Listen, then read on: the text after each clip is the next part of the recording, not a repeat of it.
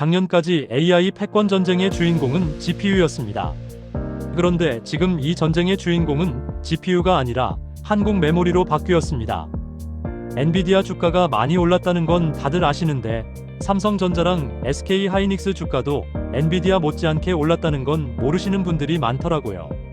지금 엔비디아만 보고 있으면요, 손흥민만 보면서 축구를 안다고 하는 거랑 똑같아요. 골 넣는 사람만 보이지 뒤에서 막아주는 사람은 안 보이거든요. 근데 골키퍼 없으면 어떻게 됩니까? 다 뚫려요. GPU가 AI의 두뇌라면 메모리는 AI의 심장인데 두뇌가 아무리 뛰어나도 심장이 멈추면 그냥 끝이에요. 오늘은 왜 AI 전쟁의 중심이 GPU에서 메모리로 넘어왔는지, 왜 그 중심에 한국이 서 있는지, 그리고 이게 왜 단기 호황이 아니라 구조적 전환인지 말씀드릴게요. 끝까지 들으시면 세상이 다르게 보일 겁니다. 솔직히 말씀드리면 2년 전만 해도 한국 반도체가 끝났다는 말이 정말 많았어요. 삼성전자 주가가 폭락하고 메모리 가격이 반토막 나면서 이제 중국한테 따라잡힌다는 기사가 쏟아졌거든요. 기억나시죠? 그런데 2년 만에 상황이 완전히 뒤집어졌어요. 지금 미국 빅테크들이 한국 메모리를 사려고 난리인데, 난리라는 표현이 전혀 과장이 아니에요.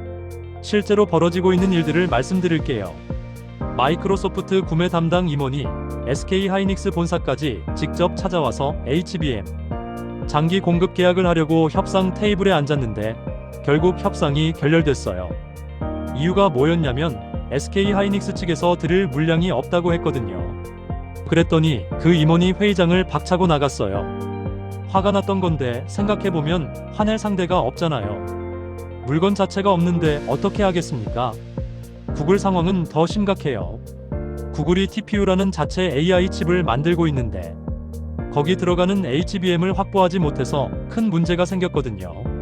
원래 삼성한테 60%를 받기로 했는데 그것만으로 부족하니까 SK하이닉스한테 추가 물량을 요청했대요. 돌아온 대답은 없습니다였어요. 마이크론한테도 갔는데 거기서도 똑같은 대답이 돌아왔고요. 결국 구글이 어떻게 했겠습니까? HBM 조달 담당 임원을 해고해버렸어요. 물건을 못 구해왔다는 이유로 잘린 겁니다. 이거 미친 거 아닙니까? 지금 미국 빅테크들이 구매 담당 임원을 한국에 상주시키고 있어요. 출장이 아니라 아예 눌러앉은 거예요. 이민 온 것 같은 분위기예요. 물량 나오면 바로 잡아야 하니까 본사에 있으면 늦거든요. 예전에는 우리가 미국 가서 문 두드렸는데 지금은 미국이 우리 문 앞에서 기다리고 있어요. 더 놀라운 건 지금 빅테크들이 오픈 엔디드 주문이라는 걸 하고 있다는 거예요. 이게 뭐냐면 어떤 HBM이든 어떤 가격이든 상관없이 다 사겠다는 건데 가격표도 안 보고 그냥 물건만 달라는 거예요. 전쟁 났을 때 쌀 사재기 하는 거랑 똑같아요. 미국에 마이크론이라는 메모리 회사가 있는데 왜 거기서 안 사느냐고요? 생산 능력이 삼성이랑 하이닉스의 3분의 1밖에 안 되거든요. 미국이 자기네 회사도 제대로 못 키워서 결국 한국한테 사러 오는 겁니다. 세상에, 이게 말이 돼요? 심장이 멈추면 죽으니까 목숨 걸고 달려오는 거예요. 예전에 우리가 미국 가서 사주세요 했던 거 기억나시죠? 지금은 미국이 한국 와서 팔아주세요 하고 있어요. 완전히 뒤집어진 거예요. 이거 듣고 속이 안 뻥 뚫리십니까? 그럼 도대체 왜 메모리가 이렇게 귀해진 걸까요? 여기서 소름 돋는 부분이 나옵니다. AI의 구조 자체가 바뀌고 있는데 성능이 아니라 역할이 바뀐 거예요. 초반 AI는 계산의 전쟁이었어요. 누가 더 빨리 계산하느냐, 학습을 얼마나 오래 돌리느냐가 전부였고 모델을 얼마나 크게 만들 수 있느냐가 핵심이었거든요. 학습이 전부였기 때문에 GPU가 절대적인 존재였고 연산이 곧 경쟁력이었어요. 그때는 GPU가 왕이었습니다. 챗GPT가 처음 나왔을 때를 기억해보시면 솔직히 좀 바보 같았어요. 대화를 3번만 하면 앞에서 뭘 얘기했는지 까먹어서 아까 내가 뭐라고 했지? 물어보면 무슨 말씀이신지 모르겠어요. 이랬거든요. 왜 그랬냐면 기억할 공간이 없었기 때문이에요. 그런데 지금은 책 한 권을 통째로 읽고 대화할 수 있어요. 뭐가 달라진 걸까요? 바로 메모리예요. GPU는 계산기고 메모리는 기억 창고예요. 기억 없는 AI가 뭔지 아세요? 머리 좋은데 치매 걸린 사람이에요. 계산은 귀신같이 빠른데 3초 전에 뭘 물어봤는지 까먹어요. 아까 그거요 하면 뭐요? 하는 거예요. 아무리 천재여도 치매 걸리면 끝이잖아요. 숫자로 말씀드리면 GPT가 처음 나왔을 때는 한 번에 4,000 단어 정도를 기억했는데 지금은 100만 단어가 넘게 기억해요. 250배예요. 250배. 그만큼 메모리가 250배 더 필요해진 거예요. 그리고 AI가 추론을 본격적으로 하기 시작했어요. 추론이 뭐냐면 배운 걸로 문제를 푸는 건데 학습이 책 읽는 거라면 추론은 시험 보는 거거든요. 시험을 볼 때는 실시간으로 데이터를 꺼내서 답해야 하니까 메모리가 3배나 더 필요해요. AI가 똑똑해지려면 계산도 해야 하지만 기억을 더 많이 해야 하는데 이건 심장이 더 크게 뛰어야 한다는 거랑 같은 얘기예요. 문제는 이 HBM이라는 게 막 찍어낼 수가 없다는 거예요. D램을 12층, 16층씩 수직으로 쌓아야 하는데 이게 얼마나 어려운 거냐면요. 손 떨리는 상태에서 카드탑 16층 쌓는 거예요. 숨 쉬면 무너져요. 에어컨 바람만 불어도 끝나요. 그래서 찍으면 절반이 불량이에요. 돈 있다고 되는 게 아니에요. 예전 반도체는 수요가 늘면 공장 돌려서 왕창 찍고 공급이 늘면 가격이 떨어지는 구조였거든요. 그런데 지금은 공장을 새로 지어도 23년이 걸리고 지어도 수율이 안 나와서 찍고 싶어도 못 찍는 상황이에요. 그래서 D램 가격이 어떻게 됐냐면 작년 초에 1.4달러였던 게 지금은 9달러가 넘어요. 1년 만에 7배 가까이 오른 건데 더 무서운 건 앞으로도 계속 오른다는 거예요. 물건이 없으니까 안 떨어지는 거거든요. 이건 진짜 역대급이에요. 자, 이제 본론입니다. 집중하세요.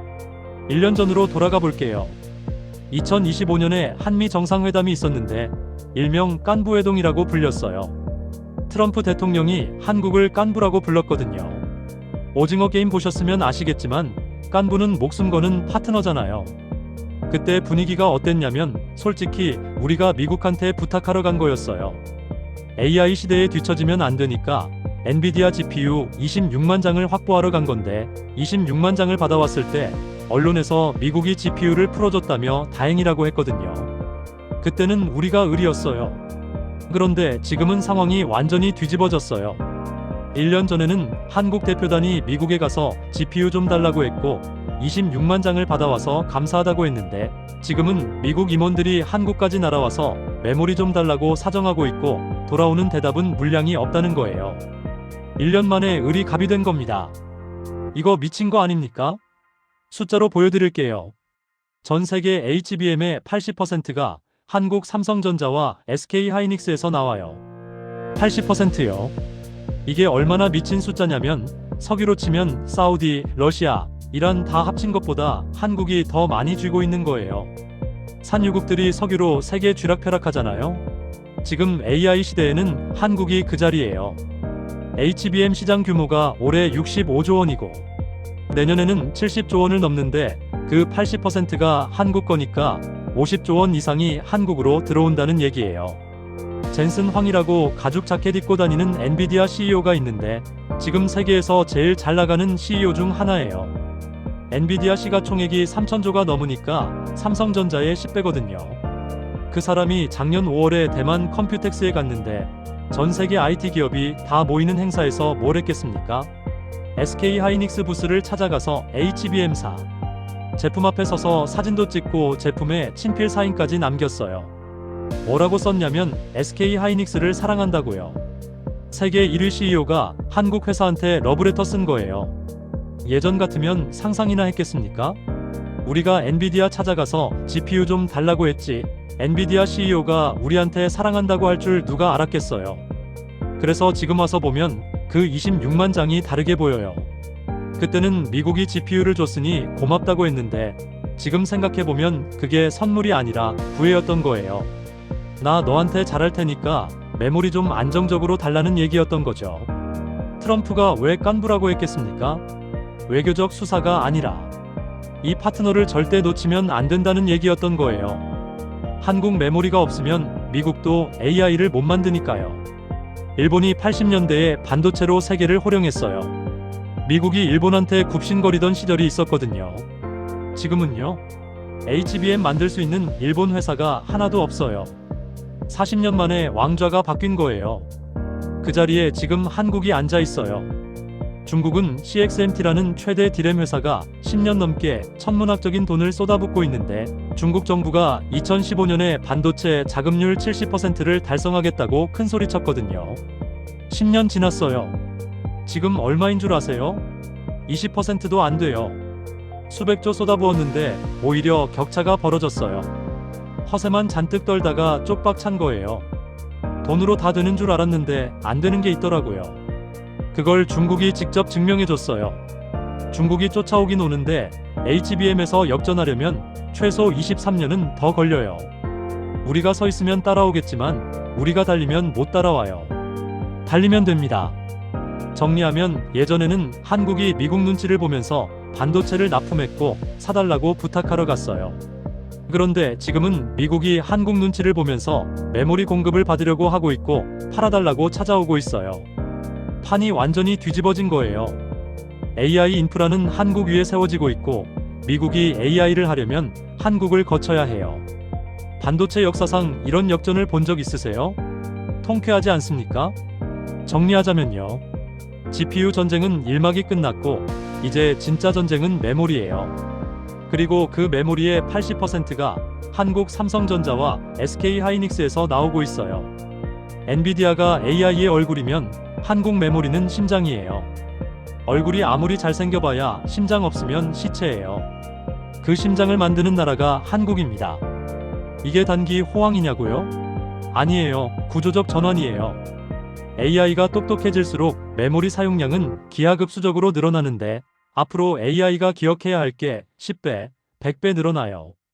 그때마다 메모리가 더 필요해요. HBM은 기술이 안 따라오니까 막 찍어낼 수가 없어요. 공급은 제한되고 수요는 폭발하니까 가격이 안 떨어지는 구조예요.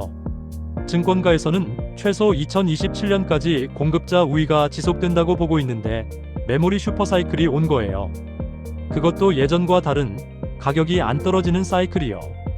미국 대통령이 깐부라고 부르고 엔비디아 CEO가 사랑한다고 사인하고 빅테크 임원이 물량 못 구하면 해고당하는 나라가 지금 한국이에요. 1년 전에는 우리가 GPU 달라고 난리였는데 지금은 미국이 우리 메모리 달라고 난리예요. 이게 지금 벌어지고 있는 일입니다. 이 판 오래 갑니다. 그리고 한국이 중심입니다. 아직도 엔비디아만 보고 계세요? 이제 진짜 전쟁터를 보셔야 해요. 한국 반도체, 이번엔 진짜입니다. 오늘 영상 도움이 되셨다면 무료 구독과 좋아요 부탁드립니다. 다음에 또 찾아뵙겠습니다. 감사합니다.